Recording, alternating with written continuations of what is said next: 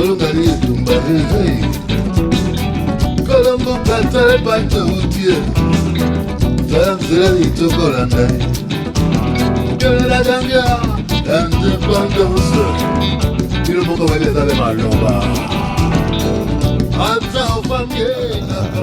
nous avons un dernier invité, nous recevons Monsieur James Brown Emongo. Il est avocat inscrit au barreau de Gombe, mais surtout un orateur d'exception, coach en art oratoire et surtout, James Brown Emongo est un symbole de persévérance. Le 1er avril dernier, il a représenté la République démocratique du Congo au concours international d'éloquence. Sur plus de 400 candidats venus du monde entier, il n'était plus que 16 en demi-finale et un seul Africain, c'était lui. Mais derrière cette performance, il y a une histoire de combat, une histoire de solitude, une histoire de conviction.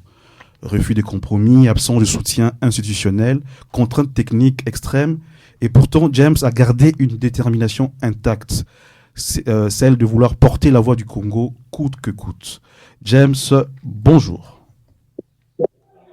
Bonjour monsieur, je tiens à rappeler que c'est José Brown. José, ouais. Et que James, c'est pas moi. C'est le Brown qui a influencé. Désolé, c'est le Brown qui a influencé. C'est José Brown Emongo. Mes excuses. Ouais, José Brown. Voilà, José Brown Emongo. Alors, j'ai rapidement une première question. D'où te vient cette passion pour l'éloquence, en fait? Voilà, merci. D'abord, ma passion d'éloquence résulte du fait que je suis né dans une contrée un peu plus sous la langue maternelle, avec de la domination sur le français. Parce qu'il est à rappeler qu'ici en RDC, le français, c'est notre langue officielle. Et quand je suis arrivé ici à Kinshasa en 2018 pour étudier, pour faire l'université à l'UNIKI, à la faculté de droit, je me rendais compte que chacune de mes prises de parole était une moquerie. Et cela m'affectait tellement. Et je m'étais dit certainement qu'il fallait que je m'améliore. Donc, tout est parti de là. Quand j'arrive ici à Kinshasa, je parle.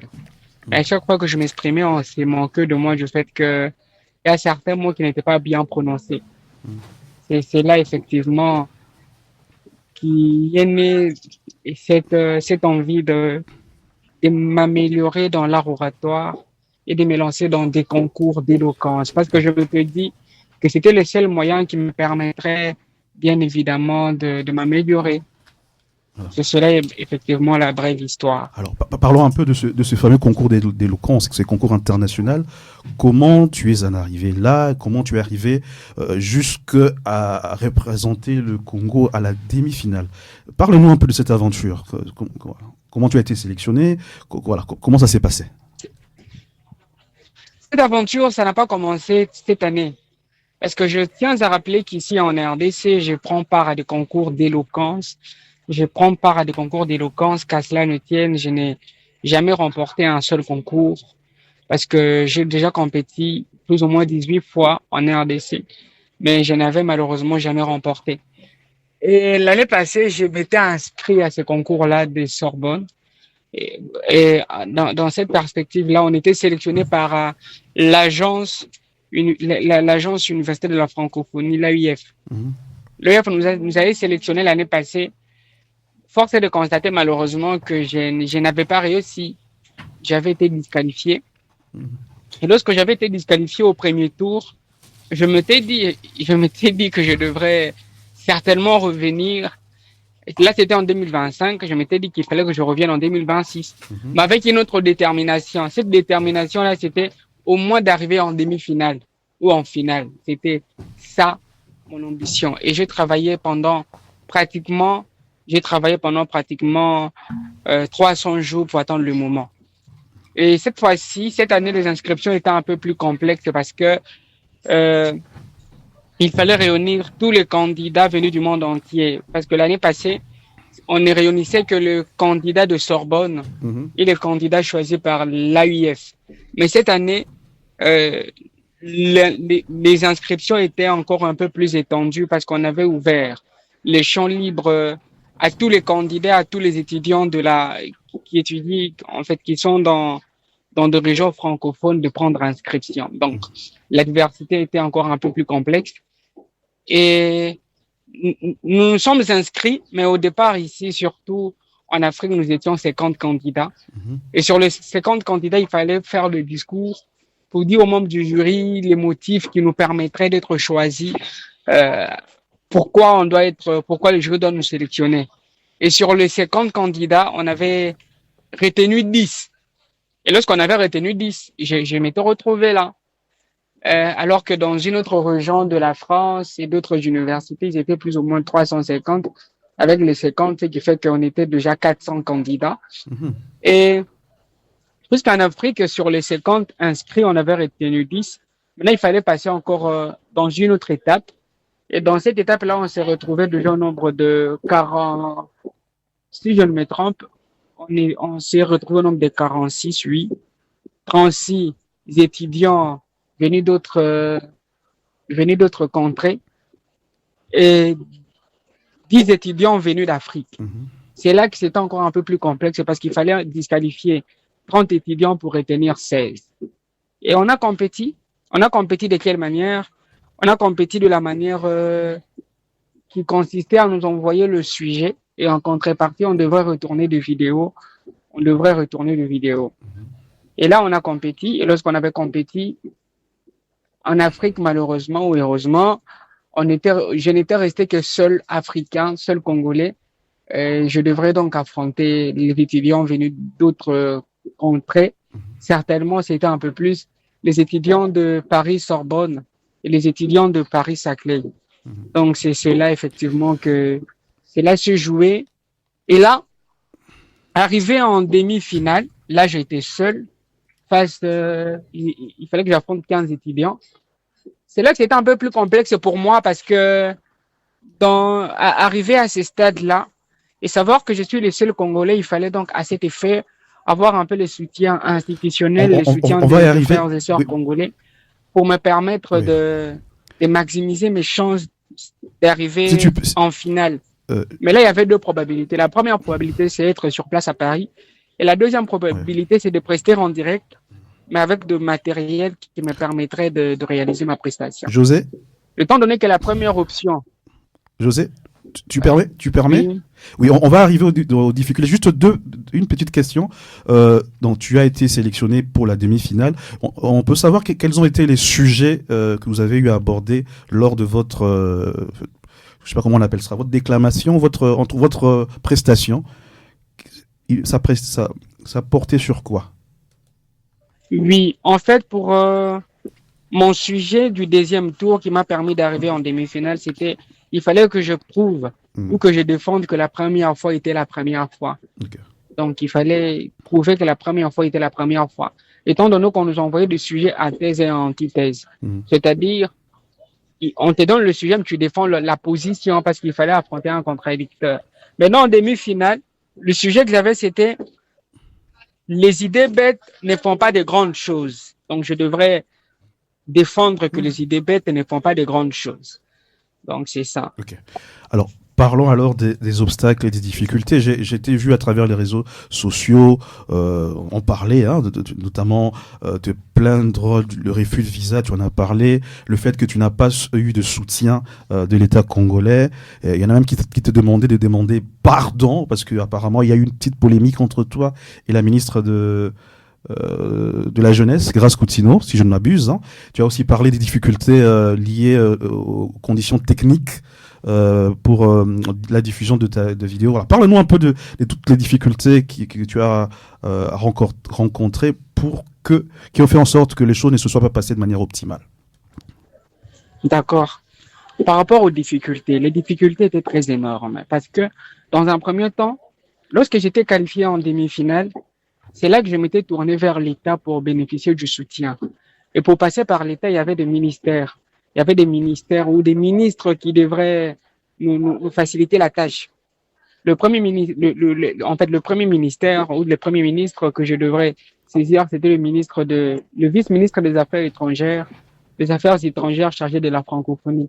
Je l'ai rencontré lors de la francophonie parce que c'était le jour où on nous a remis notre trophée. Après qu'on ait gagné le concours mondial d'éloquence à Paris, c'était l'année dernière, avec la MOPA. La RDC avait remporté. Mais lorsque je reviens vers lui pour lui dire, parce que j'avais annoncé de façon très officielle lorsqu'on m'a donné parole devant les ambassadeurs et devant lui les ministres, je dis que voilà, j'ai une bonne nouvelle pour vous, la RDC vient d'être qualifiée. Et lorsque je suis descendu, je suis allé parler au ministre. Voilà, en vrai, le ministre m'a dit attends, je reviens vers toi, je mange d'abord. Et j'ai attendu. Cela faisait déjà 22 heures. Et je suis allé vers lui, il a dit mais monsieur, tu me déranges. Et cela m'avait vraiment fait trop mal. Je m'étais dit que je ne vais plus jamais repartir vers lui. Maintenant, il fallait encore le ministère de la Jeunesse. Le ministère de la Jeunesse, déjà, quand j'étais qualifié en quart de finale, j'avais saisi le ministère de la Jeunesse par 2 voies.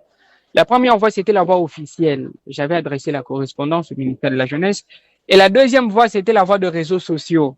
J'avais adressé la lettre ouverte à la ministre de la Jeunesse. Force est de constater, malheureusement, que certains de ces communicateurs m'ont clairement fait savoir qu'il fallait certainement demander pardon pour expirer l'aide de la ministre. Et ces pardons-là devraient se justifier par le fait que moi, dans ma façon de voir les choses, il y a des choses qu'elle fait que moi, qui me conviennent. Mais il y a des choses qu'elle fait qui ne me conviennent pas. Et en étant très libre d'esprit, j'ai exprimé mon opinion sans pour autant attaquer la vie intime ou sans pour autant attaquer la vie privée de la ministre de la Jeunesse. Mais en fait, je ne parlerai même pas d'une attaque, mais je parle d'une opinion qui est contraire à ce qu'elle est en train de faire. Donc, en tant que citoyen, je mettais mes opinions, mon opinion. Ouais. Malheureusement, il fallait demander pardon. Moi, je m'étais dit, je demande pas pardon parce que j'ai jamais insulté. C'était tout à fait normal pour moi de mettre des opinions dans ce qu'elle est en train de faire. Donc, si je comprends bien, Et après, oui. Si je comprends bien, en fait, tu as eu à tenir certaines déclarations sur tes comptes réseaux sociaux par rapport à la manière de faire de la ministre, et on t'a demandé que avant que la ministre t'apporte son soutien, pardon, tu dois d'abord demander pardon pour ces déclarations faites sur les réseaux sociaux. C'est un peu ça. C'était dans des émissions, par exemple, on me pose la question comment évolue le secteur de la jeunesse. Je dis ça ne marche pas bien. Et je crois que la ministre de la Jeunesse doit encore faire mieux. Pour eux, c'est ça la critique. Et certains de ses collaborateurs sur le région TV, certains de ses communicateurs, ce sont des personnes qui m'ont beaucoup harcelé pendant que j'étais dans cette compétition-là. Oh, je dois demander pardon, je suis orgueilleux, je suis arrogant, je suis un délinquant numérique et d'autres choses alors que je préparais les concours. Ça, c'est fort, ça. J'étais en train de représenter le pays. Mais je ne voulais pas répondre. Mais étant donné que ça faisait de trop, et un jour j'ai fait une publication sur Facebook pour dire je ne demanderai pardon à personne, je ne l'ai jamais insulté. Si c'est la condition pour que l'État me soutienne, alors je préfère je préfère que l'État ne me soutienne pas, parce que je ne pourrais vraiment pas demander pardon à qui que ce soit. Et l'autre défi, c'était encore la ministre de la Culture. Là-bas, ça ne marche pas. Il y a des choses que je ne dirai pas ici, mais ça ne marche pas. J'ai pas eu le soutien. Alors que les lettres étaient bien entendues. Madame Yolande Delébé. Et là, c'est là que le Congolais m'avait suggéré de contribuer pour moi l'argent. Je lui ai dit non. Pour le moment, le problème, en tout cas, c'est pas l'argent. Priez pour moi, on prie ensemble. Et après, on va faire mieux. Étant donné que les organisateurs m'ont dit qu'il y avait la possibilité de faire la vidéo. Et j'ai envoyé la vidéo. Et quand j'ai envoyé la vidéo de ma prestation, les organisateurs m'ont surpris pour me dire non. Pour le moment, en tout cas, on n'accepte plus la vidéo. Il faudra que tu prestes en direct. Ah, prester en direct. Et là, c'était très complexe parce que je n'avais pas de salle. Au-delà du fait que je n'avais pas de salle, je sais que la connexion ici est très mauvaise. C'est là d'ailleurs qu'une entreprise immobilière dirigée par Madame Farah, Monsieur Crispin Ilunga et Madame Lynn m'ont vraiment aidé en ce sens-là en louant pour moi une salle à Silikine Village. Et à Silikine, j'étais là. J'étais à Silikine là, j'avais déjà la salle pour faire le tournage. Mais lors du tournage, ou lors de passer en direct, c'est là que tout était encore un peu plus complexe pour moi. Parce que il fallait avoir une bonne caméra, j'en avais pas. Il fallait avoir le micro, je n'en avais pas. J'étais d'ailleurs seul et j'ai fait appel à mon petit frère pour qu'il vienne afin qu'il me filme. Et lorsqu'on a fait le test avec les organisateurs à 14h30, ils m'ont dit, mais Monsieur Brown, il y a un problème de son. Nous, on ne sait que faire maintenant. Après, je m'étais dépêché pour acheter le Bluetooth afin de les écouteurs, afin de, afin de réduire le bruit pour me permettre de prester. Donc, en ce sens-là, je fais Donc, ça. je comprends qu'il y a eu beaucoup de Mais difficultés. 30 minutes avant la prestation, ma connexion était en train de bégayer. Et bégayer, et là, c'était très Monsieur José, complexe encore. si vous permettez, on va prendre rapidement une réaction de mon collègue et puis on va clôturer l'échange. Je comprends que ça a été compliqué en effet. Monsieur José Brown et Bongo, moi j'ai vu quelques vidéos où vous apprenez à des jeunes l'éloquence, et ces vidéos de compétition entre jeunes sont vraiment extrêmement intéressantes. Comment êtes-vous arrivé à organiser tout cet attrait à la langue française et à l'éloquence en français avec ces jeunes? De quelle école viennent-elles? Parce que la majorité c'était des filles. On a 4 minutes et on va clôturer. D'accord, pas de problème. J'attends alors sa réaction. Non, il y a une question. On attend ta réaction. Allez-y, Brown. Je crois qu'il n'a pas entendu. Voilà. Donc, c'était ça. Pour repasser en direct, c'était très compliqué. Avec une mauvaise connexion, mon téléphone n'a pas vraiment permis de bien capter les sons. Okay. C'est ainsi que je prestais dans ces conditions-là. Voilà pourquoi vous remarquerez même que si vous suivez la prestation de façon intégrale, la connexion tente de bégayer, l'image était floue, et je crois que tout ça n'a pas joué en ma faveur. Voilà. Donc, c'est de cette façon-là que les choses se sont passées. Et voilà. Aujourd'hui, on est là. Je leur ai dit qu'il fallait que je preste. Et s'il fallait perdre, il fallait perdre avec autant de dignité. Et j'ai perdu avec beaucoup de dignité. Donc là, on attend d'autres opportunités à venir. Donc c'est ça. Oui, bon, mon collègue disait il est tombé sur des vidéos où on te voit en train de donner des cours de coaching sur l'expression orale. Il voulait savoir si tu le fais avec des écoles ou ça se passe comment. Tes mentorats. Ouais. Ça fait déjà 4 ans ou 5 ans que je forme. Mais je n'ai pas un centre bien précis. C'est à travers le vidéo là qu'on me découvre souvent. Et lorsqu'on me découvre, on m'invite pour aller former, étant donné que c'est ma passion, l'enseignement. Et j'y vais sans problème. Voilà. Donc, c'est après des sollicitations. C'est après des sollicitations que j'y vais sans problème. Ok. Peut-être un dernier mot, parce qu'on va clôturer notre échange. Un dernier mot. Peut-être un dernier mot, comme ça nous allons clôturer notre échange. Voilà, un dernier mot, c'est que je voudrais vraiment vous dire merci et dire merci à tous les Congolais qui m'ont soutenu dans cette compétition ici. C'est là que j'ai vu que les Africains et les Congolais, nous étions encore un peu plus solidaires. C'est-à-dire, même si on n'avait pas les moyens matériels pour faire grand chose, mais on l'a fait. Parce que le soutien moral était là et que j'ai été soutenu par le prière. Mais je voudrais aussi m'adresser à notre État. C'est très important. Vous savez, il y a beaucoup de manières de vendre notre pays. C'était la première fois que la RDC arrive à ce stade-là, à ces concours. Et ces concours étaient encore un peu plus importants pour nous parce que c'était une tribune pour la RDC de dénoncer cette agression dont elle est victime aujourd'hui. Et moi, je l'avais fait. J'avais dénoncé d'ailleurs à l'introduction de mon discours. C'était aussi une tribune pour montrer... Monsieur Brown et Mongo, il est 14h. Merci en tout cas. Merci à Prince Djungu. Nous laissons l'antenne libre.